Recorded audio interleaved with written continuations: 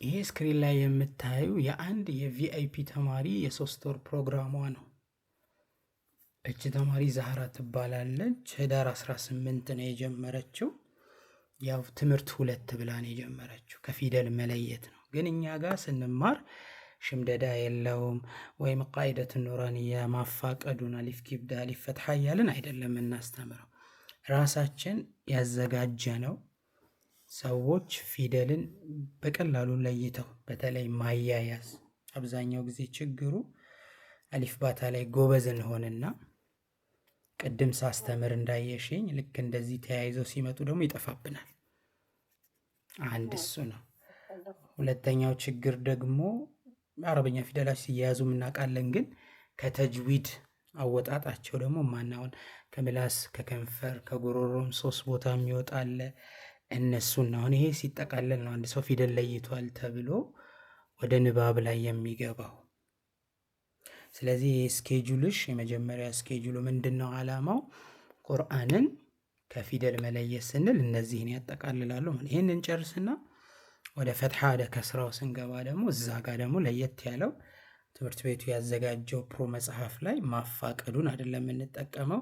እንግሊዝኛ ከሆነ የሚቀልጅ ቫውል ሌትሮችን ወይ ሆያየቶችን በመጠቀም በቀላሉ ቀጥታ ቁርአኑን ኢነለዚነ ከፈሩ እያልሽ ልታነቢ ነው። ስለዚህ አይገባኝ የሚባለው ነገር ያው በጭራሽ አይታሰብም። ይሄ በጣም ቅልል ያለ ነው።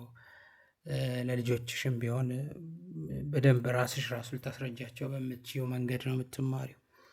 በተለይ ወደ ንባብ ስንገባ እዚህ ጋር አሁን እያንዳንዱን ከኡስታዝ ጋር ትለማመዳላችሁ። ለምሳሌ እዚች ጋር ደኸለ መጀመሪያ ተጅዊድን ተምረን የለ እያለን እንሄዳለን። ከዚህ ጋር እየጨረስን ይህ መጽሐፍ ልክ ወር ከ10 ቀን አካባቢ ያልቅና ወደ ደግሞ ወደ ቁርአን ይገባል። ቁርአን ላይም አንደኛ ዙር ማለት ነው። አንድ ዙር የመጀመሪያ ዙር ወደ ቁርአን ይገባል። ቁርአን ላይም ከሱረቱል በቀራ፣ ኢምራን፣ ኒሳ እያለን እንሄድና እንደገና ወደ መጽሐፉ ተመልሰን ደግሞ ማያያዝ ደግሞ የብዙ ሰው ችግር ነው። እሱንም እናያለን። ግን ደግሞ ምንድነው እንደ ቪአይፒ ተማሪ ስትኮን ደግሞ ካለው ከትምህርት ቤቱ ልምድ አንጻር ምን አደረግን? ለእያንዳንዱ የቪአይፒ ተማሪ ራሱን የቻለ ከሚያስተምረው ኡስታዝ በተጨማሪ ቪዲዮ አዘጋጅተናል። ቪዲዮ ምንድነው መሰለሽ? በደረቁ ፒዲኤፍ ብዙ ጊዜ ማንበብ ችግር አለ።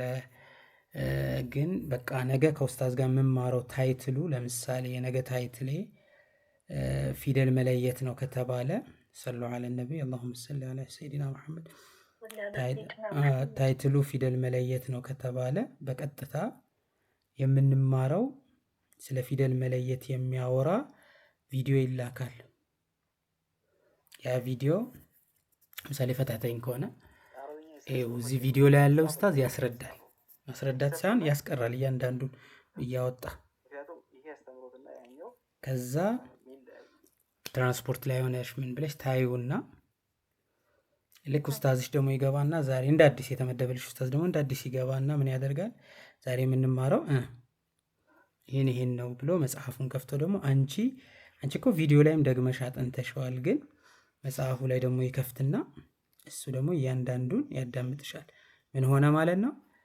ጥናት ላይም ኡስታዝ አገኘሽ፣ የሚያዳምጥሽ ኡስታዝ አገኘሽ ማለት ነው።